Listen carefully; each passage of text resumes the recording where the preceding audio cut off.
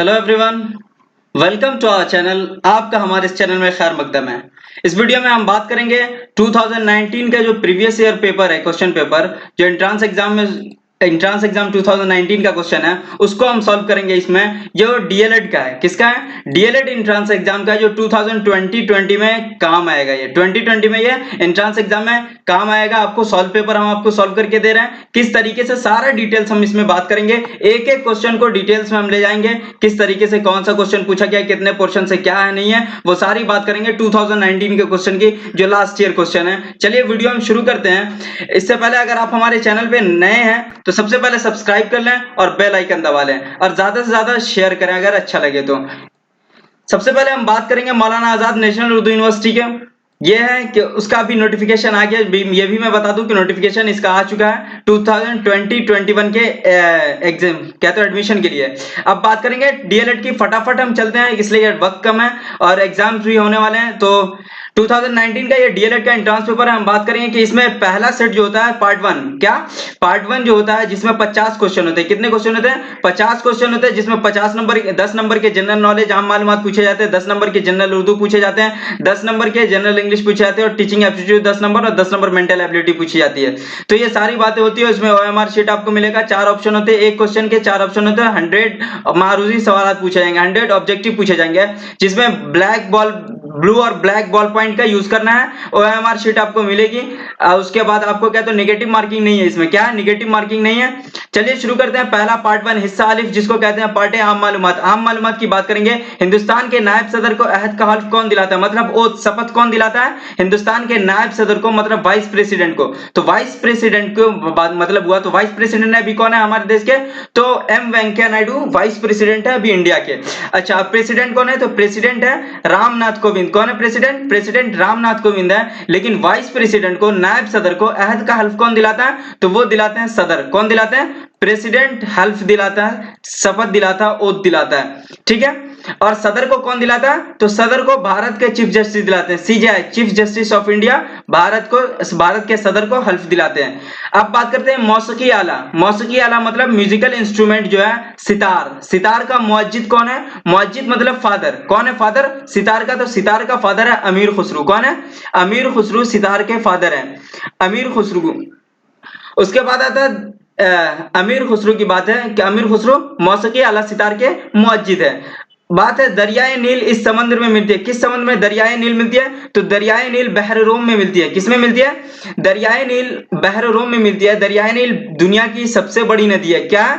दुनिया की सबसे बड़ी नदी है दरियाए नील। और ये कहां जाकर मिलती है? बहर रोम में, बहर रोम में मिलती है। और दुनिया की दूसरी सबसे बड़ी नदी अमेज़न है। कौन है? अमेज़न दूसरी सबसे बड़ी नदी है। ये अमेरिका की है, अमेरिका में। अकबर के दरबार में जब्त टैक्स को मुतारिफ किसने कराया था, मतलब किसने जब्त को तारीफ करवाई थी? जब्त टैक्स की तारीफ कौन करवाई थी अकबर के दरबार में? तो वो करवाए थे टोडरमल। कौन करवाए थे? टोडरमल जब्त टैक्स का मुतारिफ करवाया था। नेक्स्ट है लोकसभा के पहले इंतखाब इस साल मुनाकिद हुए, मतलब किस साल मुनाकिद हुए लोकसभा के पहले इंतखाब? लोकसभा का पहला इलेक्शन जब हुआ था, फर्स्ट इलेक्शन ऑफ लोकसभा 1951 और 52 के बीच। उसके बाद नेक्स्ट है यूआरएल, इसको जाहिर करता है। यूआरएल मतलब फुल फॉर्म क्या होता है यूआरएल का? यूआरएल का फुल फॉर्म होता है यूनिफॉर्म रिसोर्स लोकेटर। क्या होता है? यूनिफॉर्म रिसोर्स लोकेटर यूआरएल का फुल फॉर्म होता है। यूआरएल कभी भी वेबसाइट में होता है यूआरएल .//httpc, वो यूआरएल वेबसाइट के अंदर होता है, उसी को कहते हैं यूआरएल को uniform resource locator.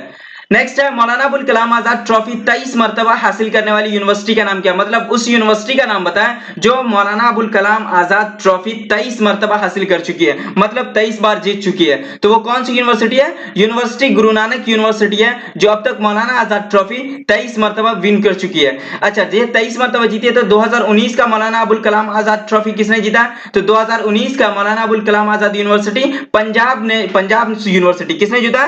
Punjab university ने जीता। पंजाब यूनिवर्सिटी ये कहां है? चंडीगढ़ में। कहां है? चंडीगढ़ में। अभी फर्स्ट विनर है ये, इसने मौलाना अबुल कलाम आजाद ट्रॉफी जीती है। दूसरा किसने जीता है? तो दूसरा गुरु नानक यूनिवर्सिटी ने सेकंड नंबर पे जीता है। और तीसरे नंबर पर पटियाला यूनिवर्सिटी। कौन है? पटियाला यूनिवर्सिटी जो पंजाब में है। ठीक है। अब ये 23 मरतबा जीता है। तो मौलाना अबुल कलाम आजाद नेशनल और इंटरनेशनल लेवल पे दिया था। किस पे दिया था? नेशनल और इंटरनेशनल स्पोर्ट्स टीम को मौलाना अबुल कलाम आजाद ट्रॉफी दी जाती है। ठीक है। अब नेक्स्ट क्वेश्चन है, डाउन्स घास के मैदान कहाँ पाए जाते हैं? डाउन्स घास का मैदान कहलाता है, क्या कहलाता है? घास के मैदान को ग्रास फील्ड कहलाता है। डाउन्स कहाँ है? तो ये है ऑस्ट्रेलिया में। कहाँ है? ऑस्ट्रेलिया में डाउन्स घास का मैदान है। फिर आता है नेक्स्ट क्वेश्चन है, मुश्तरका फहरिस्त में शामिल करने से पहले तालीम किस फहरिस्त में थी? मतलब एजुकेशन को कौन से लिस्ट में शामिल था पहले? तो मुश्तरका फहरिस्त में मतलब कंकरेंट लिस्ट में, समवर्ती सूची में लाने से पहले तालीम किसमें था? मरकजी हुकूमत केंद्रीय लिस्ट में था। किसमें था? सेंटर लिस्ट में था। और सेंटर लिस्ट में था, मरकजी फहरिस्त में। लेकिन इसे बाद में किसमें लाया गया? कंकरेंट लिस्ट, मुश्तरका फहरिस्त में। मुश्तरका फहरिस्त में कब आया? 42वां संविधान संशोधन 1976 को। कब आया था? 42वां आइन का जो 42वां अमेंडमेंट जब हुआ था 1976 में, तो उसमें आया था। इसको जोड़ा गया था मरकजी फहरिस्त से हटा करके मुश्तरका फहरिस्त में। लेकिन पहले किसमें था तालीम? मरकजी फहरिस्त में। तो उसका सही आंसर है मरकजी फहरिस्त। कौमी परचम के अशोक चक्र में कड़ियों की तादाद कितनी है? कड़ियों की तादाद कितनी है? 24। अशोक चक्र में कितनी तादाद है? 24 है, जो हमें दिन रात का बताता है। 24 घंटे दिन रात होते हैं। दुनिया की सबसे तवील दरिया, आपको पहले बता चुका हूं, तवील दरिया मतलब सबसे लंबी नदी। और सबसे लंबी नदी कौन है? सबसे लंबी नदी दरियाए नील है। कौन है? दरियाए नील। और इंडिया की सबसे लंबी नदी कौन है? सबसे तवील नदी? तो गंगा सबसे तवील नदी है। उसके बाद अब बात करते हैं वो नोबल इनाम याफ्ता शख्सियत का पहला भारत रत्न अवार्ड दिया गया। मतलब इनाम पहले नोबेल प्राइज बंदा को मिल चुका है, लेकिन वो नोबेल प्राइज पाने वाला बंदा भी है और पहला उसे भारत रत्न दिया गया था। मतलब पहला भारत रत्न पाया था। वो कौन है? सीवी रमन। कौन है? सीवी रमन को नोबेल प्राइज कब मिला था? इसे मिला था नोबेल प्राइज 1930 में। कब मिला था? 1930 में इसे नोबेल प्राइज पहला मिला था। और भारत रत्न कब मिला था? 1954 में पहला भारत रत्न मिला था। कब मिला था? 1954। और भारत रत्न स्टार्ट भी 1954 में ही होता है। जलजलों की पैमाइश के लिए इस्तेमाल होने वाला आला कौन सा? मतलब जलजला पैमाइश करने के लिए, नापने के लिए कौन से आले का इस्तेमाल किया जाता है? कौन सा आला यूज होता है? तो वो है सिस्मोग्राफ। कौन है? सिस्मोग्राफ से हम जलजलों की पैमाइश करते हैं। उसके बाद है न्यूट्रॉन इसने दरियाफ्त किया। मतलब न्यूट्रॉन को किसने दरियाफ्त किया था? तो न्यूट्रॉन को दरियाफ्त करने वाला कौन है? चैडविक है। कौन है? चैडविक है। न्यूट्रॉन को दरियाफ्त करने वाला चैडविक। अब आता है इलेक्ट्रॉन को किसने दरियाफ्त किया? तो इलेक्ट्रॉन को जे थॉमसन। किसने किया? जे थॉमसन ने। कौन किया? जे थॉमसन इलेक्ट्रॉन को दरियाफ्त किया था। अच्छा, अब इलेक्ट्रॉन हो गया, न्यूट्रॉन हो गया, तो प्रोटॉन को किसने किया था? तो प्रोटॉन को किया था रदरफोर्ड ने। किसने? रदरफोर्ड ने किया था प्रोटॉन की खोज। ठीक है। उसके बाद आता है कसाह रिकेट्स की कमी से वाक्य होती है। मतलब कसाह रिकेट्स की कमी से कौन सा रोग होता है? कौन सी बीमारी होती है? तो रिकेट्स की कमी से कैल्सीफेरॉल होता है। कौन सा होता है? कैल्सीफेरॉल होता है। इसकी कमी से रिकेट्स होता है। रिकेट्स किसको कहते हैं? मतलब बोन पेन होता है। बोन पेन मतलब हड्डियां कमजोर होती है, उसमें दर्द होने लगता है, वीकनेस होती है कमजोर में, तो उसको कसाह कहते हैं, रिकेट्स कहते हैं। कौन सी कमी के कारण? तो कैल्सीफेरॉल के कारण या विटामिन डी के कारण। किसके कारण? विटामिन डी के कारण और कैल्सीफेरॉल के कारण ये रिकेट्स होता है। ये कितने साल की उम्र के बच्चे को होता है? तो 6 महीने से लेकर के 24 महीने के बच्चे को रिकेट्स प्रॉब्लम होती है। ठीक है, ये मंथ्स के बच्चे को रिकेट्स प्रॉब्लम होती है। नेक्स्ट क्वेश्चन है, रैयतवारी निजाम को मुतारिफ किसने किया? मतलब है कि रैयतवारी निजाम को मुतारिफ रैयतवारी किसने लाया था? तो वो लाया था थॉमस मुनरो ने। कौन लाया था? थॉमस मुनरो ने रैयतवारी निजाम को मुतारिफ करवाया था। थॉमस मुनरो लाया कब था? तो ये लाया था 1820 में। कब लाया था? 1820 में ये मुतारिफ करवाया था थॉमस मुनरो ने रैयतवारी निजाम को। मतलब क्या है कि ये सेंटर ही, मतलब जो ब्रिटिश गवर्नमेंट थी वो डायरेक्ट किसानों से ये अपना मुआवजा लेगी 50%। यूएनडीपी के इंसानी तरक्की इंडेक्स 2019 के मुताबिक हिंदुस्तान का रैंक कौन है? यूनाइटेड नेशन डेवलपमेंट प्रोग्राम जो होता है यूएनडीपी, उसका जो है कि इंसानी तरक्की के लिए, मतलब human development index, human development index जो होता है वो कौन जारी करता है? यूएनडीपी करता है। यूनाइटेड नेशन डेवलपमेंट प्रोग्राम इसको जारी करता है। और एचडीआई में हिंदुस्तान का 2018 में कौन सा रैंक था? तो 130 था। कौन सा रैंक था हिंदुस्तान का? 130 था। लेकिन 2019 में कितना है? 129 है। मतलब एक रैंक घट गया। 2019 में है ये। कौन से ईस्वी में? 2019 का ये रैंक है 129। नेक्स्ट है, दर्ज झेल में ये चीफ इलेक्शन कमिश्नर और दीगर कमिश्नरों का तकरीर करता है। मतलब दीगर कमिश्नरों को कौन सा तकर्रुर करता है? मतलब चुनता कौन है? तो वो चुनता है चीफ इलेक्शन कमीशन, और इसको प्रेसिडेंट चुनता है। कौन चुनता है? सदर जमहूरिया हिंद चुनता है। किसके कहने पर? तो हिंदुस्तान के वजीर आजम के सिफारिश करने पर सदर जमहूरिया हिंद चुनते हैं चीफ इलेक्शन कमीशन और दीगर कमिश्नरों को। यही तकर्रुर करते हैं। यह हुक्मरान लाख बख्श कहलाता है। लाख बख्श मतलब लाख दान करने वाला कौन कहलाता है? तो कुतुबुद्दीन ऐबक गुलाम खानदान के पहले बादशाह जो थे कुतुबुद्दीन ऐबक को लाख बख्श कहा जाता है। ठीक है, गुलाम खानदान चलता है दिल्ली सल्तनत। दिल्ली सल्तनत में जो कब से चलता है? 1206 से लेकर के 1290 तक चलता रहता है गुलाम सल्तनत, सॉरी मतलब दिल्ली सल्तनत। ठीक है, अब उसमें 1206 में कुतुबुद्दीन ऐबक बनते पहले बादशाह, तो उन्हें ही लाख बख्श कहा जाता है। हिंदुस्तान का वो रियासत जहां से ज्यादा लोकसभा हल्के पाए जाते हैं। ज्यादा लोकसभा हल्के मतलब ज्यादा तादाद के हल्के पाए जाते हैं, ज्यादा मतलब इलेक्शन वहां लोकसभा सीटें हैं, तो वो है उत्तर प्रदेश में कितना है? 80 सीटें हैं। बिहार में कितनी सीटें हैं? 40 सीटें। आंसर डी सही है। और कहे तो मगरबी बंगाल में शायद 42 सीटें हैं या 40 सीटें हैं, और आंध्र प्रदेश में 27 है। ठीक है, अब ये 20 नंबर के ये क्वेश्चन हो गए, ये आपके हुए पहले सेट से। ठीक है, ये और उसके बाद आता है जनरल उर्दू। क्या आता है? जनरल उर्दू आता है। पहला है कि गालिब किस बादशाह के उस्ताद थे? तो गालिब किस बादशाह के उस्ताद थे? बहादुर शाह जफर के गालिब उस्ताद थे। अब गालिब की बात आई तो गालिब की पैदाइश कब हुई? 27 दिसंबर 1797। कब हुई पैदाइश? 27 दिसंबर 1797 को गालिब की पैदाइश हुई। अब वफात कब हुई इनकी? तो वफात हुई 15 फरवरी 1869 को। कब हुई? 15 फरवरी 1869 को इनकी वफात हुई। ये उस्ताद किन बादशाह के थे? तो बहादुर शाह जफर के उस्ताद थे। लफ्ज शिकस्त की जिद क्या होते हैं? शिकस्त मतलब हरा देना, तो फतह मतलब जीतना, तो इसका आंसर सी होगा।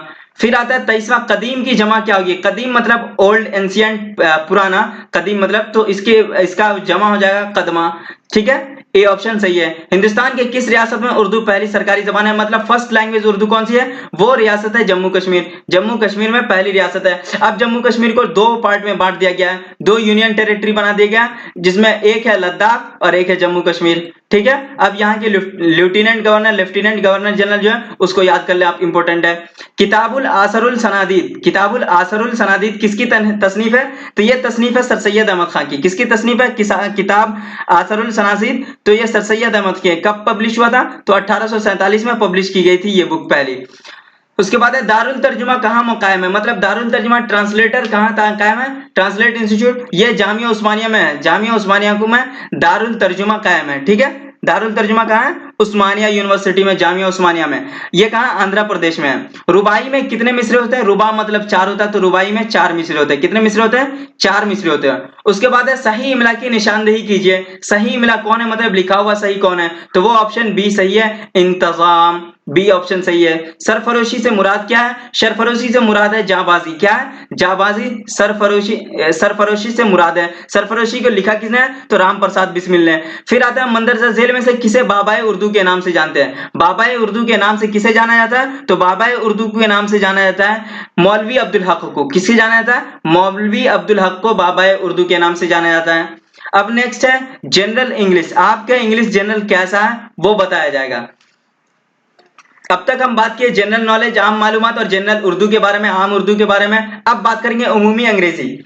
अब उमूमी अंग्रेजी में यहाँ पर फिल इन द ब्लैंक्स भरना है। Fill in the blanks with correct answer. जो करेक्ट आंसर है वो फिल इन द ब्लैंक्स भरना है। तो Jamia Millia Islamia is dot dot dot university, तो यहाँ पे ए यूज हो जाएगा। यूनिवर्सिटी में ये आप कहेंगे कि यू वॉवेल नजर आ रहा है, लेकिन नहीं, हिंदी में जब बात करेंगे यू यूनिवर्सिटी तो यू से आ रहा है, लेकिन अ से लेके अंग तक बात आते हैं। जब प्रोनाउंसिएशन करते हैं, उच्चारण करते हैं, और जब तलफ्फुज की अदायगी करते हैं, तो उसमें जब मखरज में क्या तो कंसोनेंट आता है ना, तो वो वहां पर यूज होता है, ए यूज होता है। इसलिए यूनिवर्सिटी का यू आ रहा, तो ये अलग हो जाएगा, ए हो जाएगा। ठीक है, Salim is in Saudi Arabia, he has been there from 2 weeks. 2 हफ्तों से रह रहा है, बल्कि 2 हफ्तों से ही यूज होगा। अब जब बात आएगी फ्रॉम या सिंस की यूज करने में, तो फ्रॉम वहां यूज होता है जहां टाइम फिक्स नहीं होता है। ठीक है, जहां टाइम नहीं बताया था, और सिंस वहां यूज होता है जहां टाइम फिक्स हो। मतलब मंडे से, ट्यूसडे से, फरवरी से, मार्च से, तो वहां एक टाइम फिक्स होता है। 2019 से, 2005 से, मॉर्निंग से, शाम से, तो वहां सिंस यूज होगा।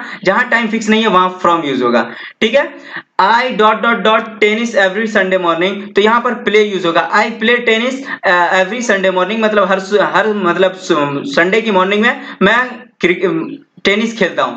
ठीक है, बेबीज यहां पर क्राई हो जाएगा। When they are hungry, babies चिल्लाते हैं जब वो भूखे होते हैं। What is the synonyms of the word synopsis? Synopsis का सिनोनिम्स क्या होगा? मतलब सेम वर्ड। सिनोनिम्स किसको कहते हैं? सेम वर्ड जो होगा तो वो समरी होगा। क्या होगा? समरी सेम वर्ड होगा सिनॉप्सिस का। और सिनॉप्सिस का सेम वर्ड जब समरी हुआ तो भाई और से होने चाहिए ना, मतलब उसमें सिनोनिम्स में। तो सिनोनिम्स में और होता है प्रेसिस। क्या होता है? प्रेसिस होता है, प्रेसिस। फिर होता है रिज्यूम, रिज्यूम। ठीक है, तो ये सब सिनोनिम्स है सिनॉप्सिस का। What is the proper sequence of the following sentences? अब इसका प्रॉपर सीक्वेंस भरना है, मतलब it has been established that ये पहला सेंटेंस करेक्ट है, ये यहीं पर आएगा, उसके बाद पी आएगा या क्यू आएगा या आर आएगा या एस आएगा। तो इस तरीके से इसको फिलअप करना है। तो इसका ऑप्शन जो है वो सही आंसर है क्यू पी आर एस। कौन है? Q P R S B है। ठीक है, तो अब बात करेंगे it has been established that although a great scientist weak in arithmetic right from his school days। मतलब ये बात हो जाएगा कि it has been established that Einstein was, मतलब ये हो जाएगा पहला। ठीक है, उसके बाद आ जाएगा Q, ये पहला, ये दूसरा, ये तीसरा और ये चौथा।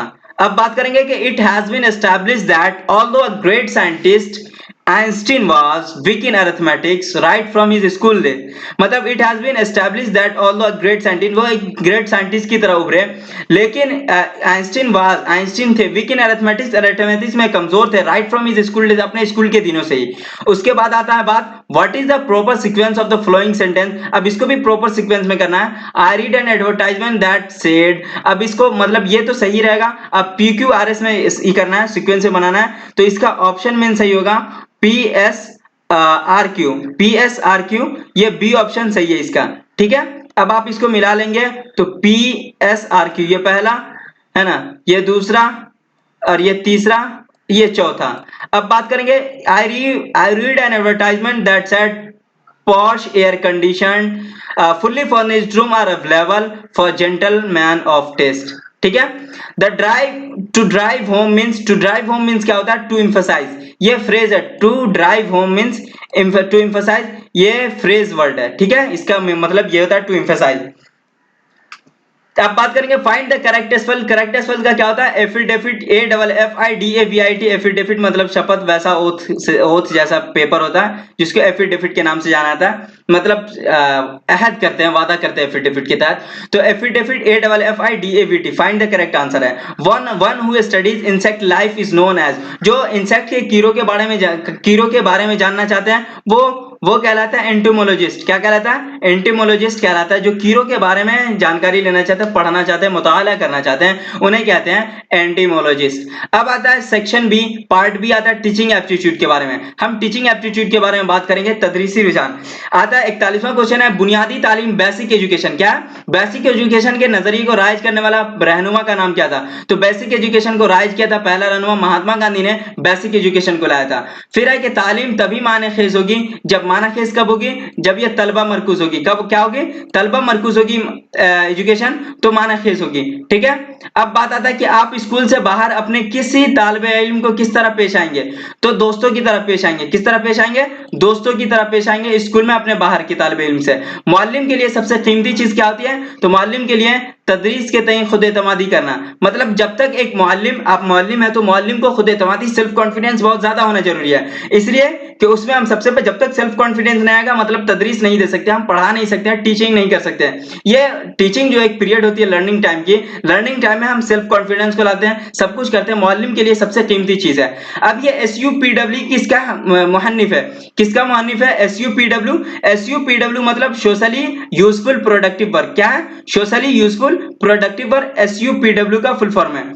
उसके बाद बात आता है किसी भी स्कूल में वालिदैन और उस्तादा के अंजुमन PTA के बुनियादी मकसद क्या है? मतलब पेरेंट्स टीचिंग एसोसिएशन जो किया जाता है वो क्या आता है? औलियाए तलबा को स्कूल के कारकर्दगी को बेहतर तरीके में शामिल करना। मतलब औलियाए तलबा को स्कूल की कारकर्दगी को बेहतर बनाने में शामिल करना। मतलब तलबा को जो स्कूल की कारकर्दगी है उसमें बेहतर बनाने के लिए हम बुलाते हैं टीचर को और उनको बताते हैं कि इस तरीके से बच्चे के साथ काम करना चाहिए, बच्चों को पढ़ाना चाहिए, इस तरीके से आप घर पे गाइडेंस करें। ठीक है, तालीमी टेक्नोलॉजी ICT के लिए फायदेमंद क्यों है? ये इसलिए फायदेमंद है कि मुअल्लिम के लिए तदरीस को आसान बनाया जाए। अभी एक न्यू जनरेशन, न्यू टेक्नोलॉजी दौर है, तो इसमें हम लैपटॉप का यूज करते हैं, प्रोजेक्टर का यूज करते हैं। मतलब जितने से ज्यादा टीचिंग एड्स की यूज करेंगे वो टेक्नोलॉजी टीचिंग एड्स की यूज करते हैं हद तक के। पहले क्या था? तख्ते स्याह यूज करते थे, लेकिन अब व्हाइट बोर्ड का यूज करते हैं। ब्लैक बोर्ड अब धीरे धीरे खत्म होता जा रहा है, तो इसीलिए ये वक्त का तकाजा है, बिल्कुल वक्त का तकाजा। मशहूर इदारों ने इसको अपनाया था, ये भी सही है, और ये तलबा को इक्तिसाब की जानिब मुतवज्जह करती है, ये सही है। लेकिन ये सारी चीजें शामिल हो जाती है मुअल्लिम की तदरीसी आसान बनाने में, इसलिए कि आईसीटी का यूज करते हैं तो कम वक्त भी लगते हैं,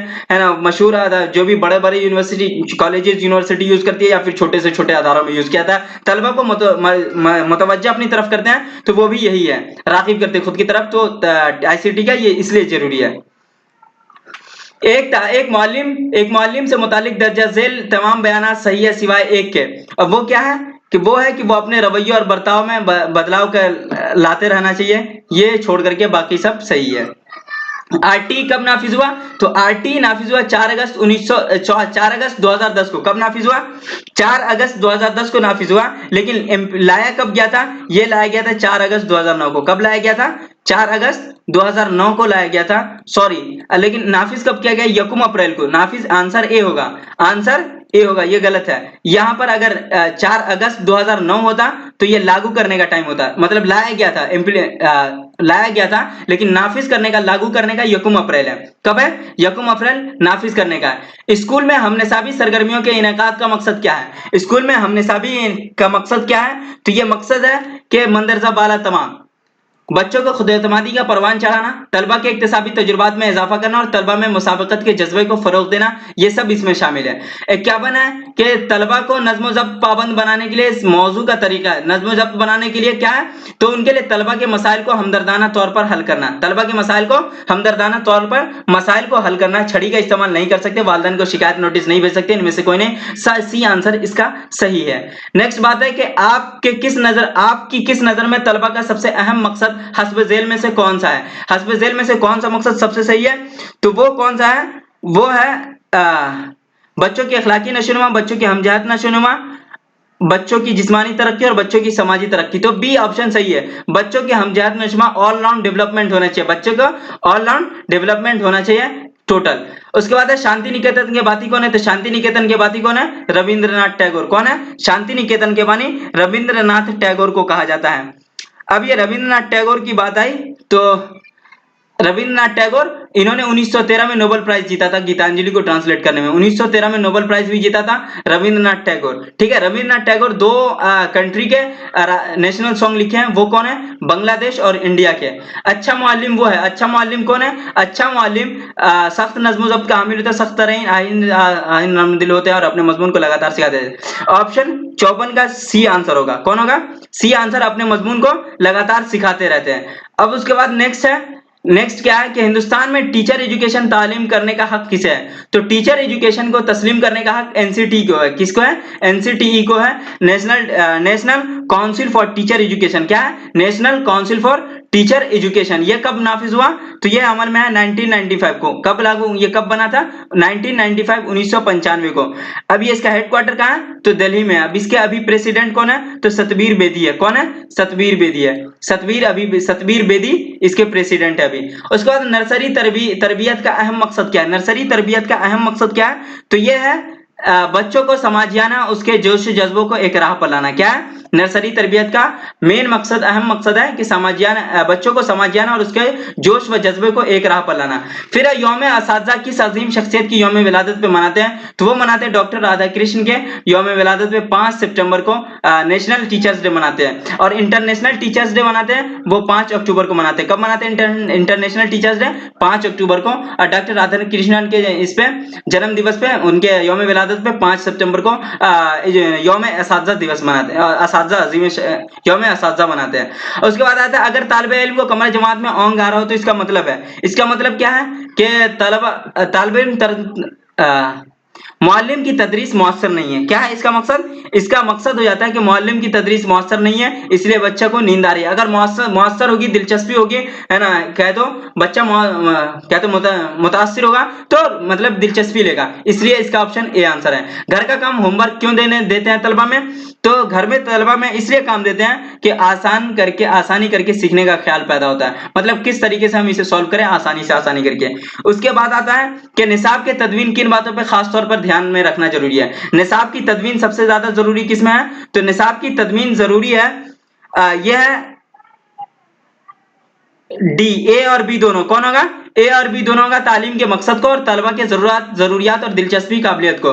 फिर है कि स्कूल में खेलों का इनेकाद मकसद क्यों जरूरी है? खेलों का मकसद क्यों जरूरी है? स्कूलों में खेलों का मकसद इसलिए जरूरी है कि यह बच्चों की हमजहत नशोनुमा करे, ऑलराउंड डेवलपमेंट करे। ठीक है, बच्चों की हमजहत नशोनुमा करे। तालीम ने नशरो असात के, तालीम से नशरो असात से, तो तालीम के नशरो असात से क्या है? तो वो है इनमें से सभी आ जाएगा। कौन आ जाएगा? इनमें से सभी हो जाएगी। जमहूरियत मजबूत होती है, तो हम परस्ती में कमी आ जाती है। हम परस्ती जो होती है एक दूसरे के पीछे लगे, मतलब उसके आगे पीछे करना। इक्तिसादी तरक्की के शरह में इजाफा हो जाता है। बिल्कुल ये सब हो जाता है। मुअल्लिम खासतौर पे किसके लिए जवाबदेह होता है?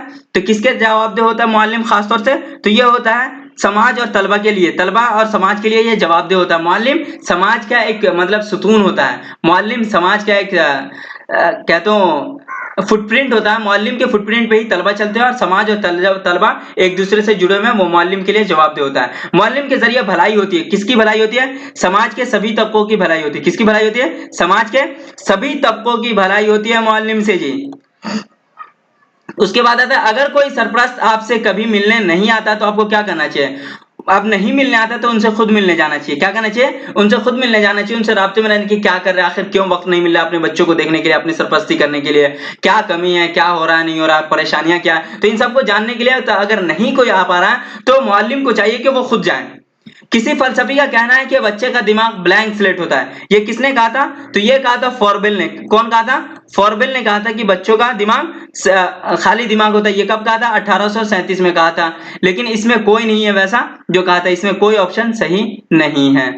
ठीक है, अब आता है मुफ्त और लाजमी प्राइमरी तालीम को नाफिज होने के बाद, मुफ्त तालीम नाफिज हुआ था। तो ये मेन कब हुआ था?